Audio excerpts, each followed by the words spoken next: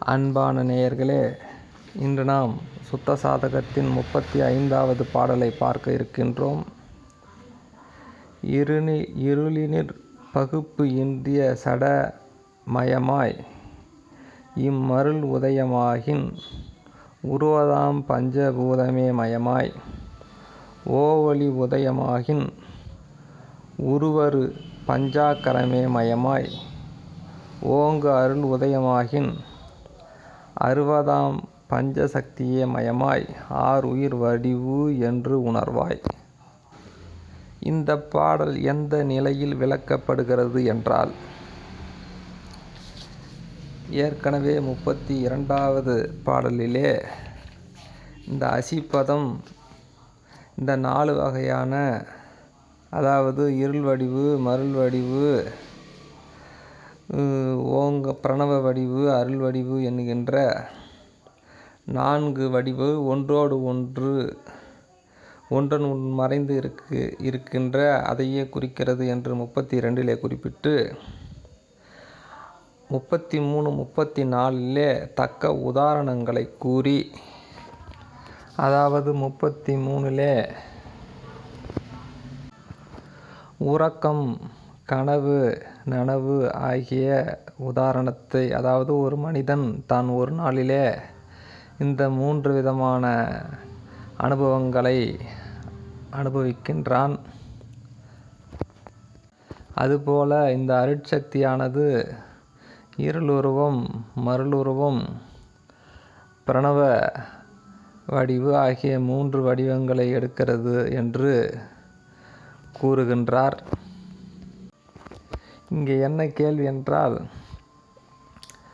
ஒரு மனிதன், உறங்கிய மனிதன் வேறு நபர், விழித்த நபர் வேறு நபர், அல்லது உறங்கிய நபர் வேறா என்றால் 3 விதமான அனுபவங்களை அனுபவித்தது ஒருவர்தான் என்று உணர்வதைப் போல, இந்த ஆன்மாவும் 3 விதமான இருள், மருள், பிரணவம் என்கின்ற 3 விதமான அனுபவங்களே அவைகள், இவற்றையெல்லாம் அனுபவித்தால் ஒருவர்தான் என்று அந்த விஷயத்தை புரிய வைக்க முயற்சி செய்தார். அதற்கடுத்து 34லே ஒரு தன்னுடைய ஒரு குழந்தையின் வாழ்நாளை உதாரணமாக காட்டி, அந்த ஒரு குழந்தையானது குமார பருவம், வாலிப பருவம், தருண பருவம், இறுதி நாளாகிய மூப்பு பருவம் என்கின்ற 4 விதமான அனுபவங்களை அடைந்து இறந்து போய் விடுகிறது. ஆக அதில் வருகிற குமாரன் மற்றும் குமார பருவத்தை அனுபவித்தவன் ஒருவன், வாலிப பருவத்தை அனுபவித்தவன் வேறு ஒருவனா என்றால், ஒருவன் தான் இந்த 4 விதமான அனுபவங்களை அனுபவிக்கிறானோ அதே மாதிரி தான் இந்த அருள் வடிவானது மேற்படி மருள் வடிவம், இருள் வடிவம், பிரணவ வடிவம் ஆகிய எல்லா விதமான அனுபவங்களையும் ஒன்றுதான் அனுபவிக்கிறது என்று அந்த தன்மையை விளக்கி கூறுகின்றார். ஆக இதை ஏன் விளக்கி கூற வேண்டும் என்கின்ற ஒரு கேள்வியை கேட்டால், நமக்கு கிடைத்திருக்கின்ற இந்த மருள் வடிவம், இதுதான் நம்முடைய ஒரே ஒரு அனுபவம், நமக்கு கிடைக்கிறது இந்த வடிவம் மட்டும்தான் என்று எல்லோரும் நினைத்து கொண்டு இருக்கின்றோம். ஆக நமக்கு இந்த மருள் வடிவமே ஒன்று மட்டும் இல்லை. இதற்கு முன்பு இருள் வடிவம் என்கின்ற அனுபவத்தை கடந்து விட்டோம். இது 2வது இருக்கக்கூடிய மருள் வடிவம். இதற்கு பின்னே 2, அதாவது பிரணவ வடிவம் மற்றும் அருள் வடிவம் ஆகிய நிலைகளை அடுத்து அனுபவிக்க வேண்டி இருக்கிறது என்கின்ற விஷயத்தை எடுத்து சொல்லுகின்றார். ஆக அடுத்து வருகின்ற அந்த அனுபவங்களையெல்லாம் புரிய வைப்பதற்காக இந்த ஒரு நாளில் நாம் அனுபவிக்கக்கூடிய உறக்கம், கனவு, நனவு ஆகிய இந்த வித்தியாசத்தை காட்டி, இந்த 3 விதமான அனுபவங்கள் ஒருவனே தான் இருக்கிறானோ அதே மாதிரி நம்முடைய ஆன்மாவுக்கும் இது மட்டும் அனுபவம் இல்லை. இதற்கு அப்பால் இதற்கு முன்பு ஒரு அனுபவம் கடந்து விட்டது, இதுக்கு அப்பாலும் 2 அனுபவங்கள் இருக்கின்றது என்கின்ற இதுவரைக்கும் தெரியாத விஷயத்தை நாம் இப்பொழுது தினம் தினம் அனுபவித்து கொண்டிருக்கின்ற இந்த உறக்கமும் இந்த கனவு மாதிரிய நாம் அனுபவித்து கொண்டிருக்கிற விஷயத்தை சொல்லி, இதற்கப்புறம் நமக்கு தெரியாத விஷயத்தை உதாரணம் இது போலத்தான் அது என்று உதாரணம் காட்டி சொல்ல இந்த உதாரணங்களை எல்லாம் எடுத்து கூறினார். இனி இந்த 35வது பாடலில் அந்த 3 விதமான அல்லது அந்த 4 விதமான அனுபவங்களில் அவைகள் எடுக்கின்ற அந்த உடல் எந்த மாதிரியான விஷயங்களாக இருக்கிறது என்பதை விளக்கி கூறுகிறார். இதிலே முதல் வரியில் கடைசியில் மயமாய் என்று வார்த்தை ஆங்காங்கு தென்படுகிறது. இந்த மயமாய் என்பது அதாவது சிவமயமாய் என்று சொல்லுவார்கள். பார்க்கின்ற பொருளெல்லாம் அதுவாகவே தெரிவது, அதுவே நானாக இருப்பது. ஆக அந்த அடிப்படையிலே 2வது வரியில் இருக்கின்ற உருவதாம் பஞ்சபூதமே மயமாய் என்று கூறுவதிலே பஞ்சபூதமே மயமாய் என்பது நம்முடைய உடம்பில் பஞ்சபூதங்கள் இருக்கிறது. இதுதான் நாம் இப்பொழுது அனுபவித்து கொண்டிருக்கின்றோம். ஆக இது மாதிரி நாம் யார் என்பதை அறிந்து கொள்வதற்கு நமக்கு எந்தெந்த விஷயங்கள் நமக்கு அனுபவப்படுமோ அது மயமாகவே நாம் அனுபவித்து கொண்டிருக்கின்றோம். இப்பொழுது பஞ்சபூதத்தையே நாம் என்று சொல்லி கொண்டிருக்கோம். இந்த உடம்பு பஞ்சபூதத்தாலானது, இந்த பஞ்சபூதத்தாலான இந்த உடம்பையே நான் என்று சொல்வதால் பஞ்சபூதமே மயமாய் என்று கூறுகிறார். இதுபோல் மற்ற மயமாய் என்பது என்ன என்று கூட ஓரளவுக்கு உங்களால் யூகிக்க முடியும். சரி, பாடலுக்குள் போகும். இருளினிற் பகுப்பு இன்றிய சடமயமாய் என்பது இருள் என்பது ஆணவ இருள். அந்த ஆணவ இருளிலே கட்டுண்டு கிடக்கும்போது பகுப்பு என்றால் பிரித்தல். ஆக பிரிக்க முடியாததாகிய தான் வேறு, தான் அனுபவிக்கின்ற பொருள் வேறு, அல்லது அதுதான் பகுப்பு முடியாது என்று சொல்லுவார். ஆக இருளினில் பகுப்பு இன்றி சடமயமாய் தான் அனுபவிக்கின்ற பொருள் அல்லது தான் யார் என்று கேட்டால் சடம், அதாவது அறிவு இல்லாத தன்மை தான் சடம் என்று சொல்வார்கள். அதாவது சத்து சடம் என்று சொல்லுவார்கள். சடம் என்பது அறிவில்லாத பொருளான அந்த அனுபவ நிலையிலே இது இருந்தது என்பதை குறிக்க சடமயமாய் என்று சொன்னார். சரி, அதுக்கடுத்தது இம்மருள் உதயமாகின் உருவதாம் பஞ்சபூதமே மயமாய். அதாவது இம்மருள் ஆகிய மாயதேகம்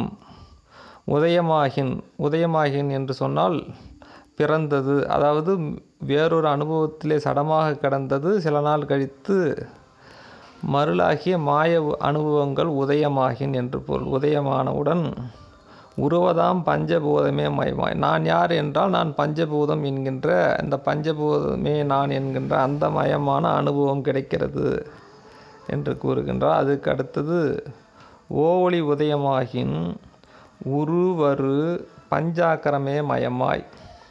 இங்கே ஓவொளி என்பது ஞானி ஜீவன் முக்தர்கள் அனுபவிக்கக்கூடிய பிரம்மானந்த நிலை. அந்த பிரம்மானந்த நிலை எப்பேற்பட்டது என்று சொன்னால் அரு நிலை என்று கூறுகின்றார். ஏற்கனவே பஞ்சபூதமே மயமாய் இருப்பது உருவம்.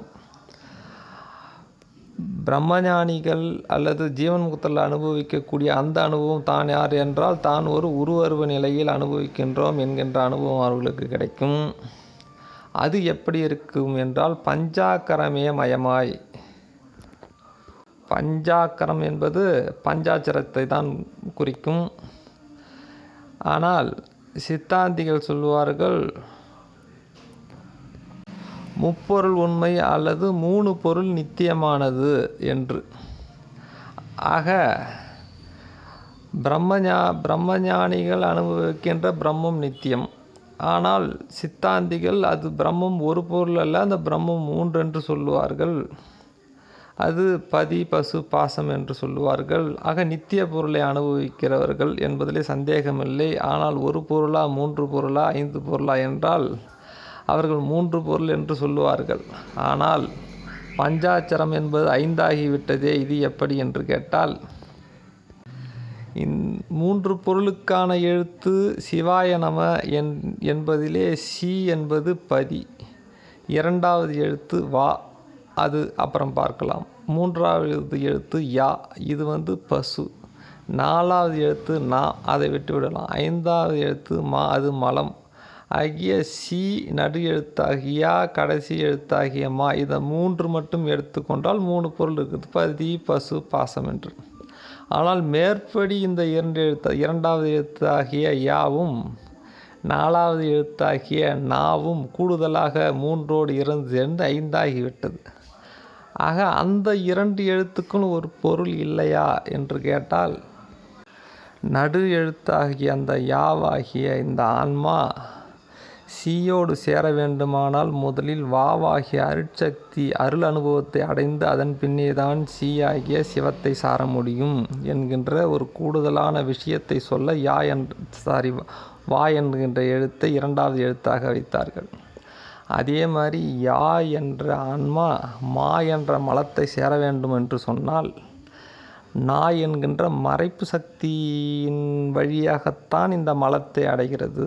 அதாவது சிவத்தை மறைப்பது நா என்கின்ற அந்த மறைப்பு சக்தி. ஆக சிவம் மறைந்தவுடனே நா என்ற மறைப்பு சக்தி மறைப்பதினால் மறைப்பு ஏற்பட்டு அங்கே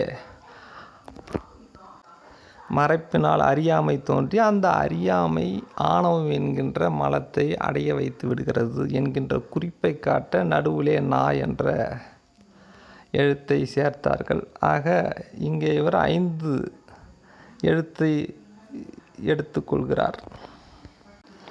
ஆக இதன் பொருள் என்னவென்று சென்றால், உருவமாக நாம் இருக்கும் பொழுது நாம் மருள் உருவத்திலே இருக்கின்றோம். அப்பொழுது நமக்கு பஞ்சபூதங்கள் அனுபவப்படுகிறது என்றும், நாம் ஓவொளி உதயமாகியின் உருவரு என்கின்ற அந்த ஜீவன் முக்த நிலையிலே இருக்கின்ற போது நமக்கு 5 பொருட்களும் அனுபவம். அதாவது சி ஆகிய சிவமும், வாவாகிய அருட்சக்தியும், யாவாகிய பசுவாகிய ஆன்மாவும், மறைப்பு சக்தியாகிய நகாரமாகிய மறைப்பு சக்தியும், மகாரமாகிய மலம் அதாவது பாசம், இவை 5ம் அனுபவமாகும் என்று குறிக்கவே பஞ்சாக்கரமே மயமா என்று சொன்னார். அதற்கு அடுத்தது ஓங்கு அருள் உதயமாகின் 60ஆம் பஞ்சசக்தியே மயமாய் என்பது. ஆக அந்த பிரம்மானுபவத்திற்கு அடுத்தது அருள் உதயமாகின், அருள் அனுபவம் உதயமாகினால்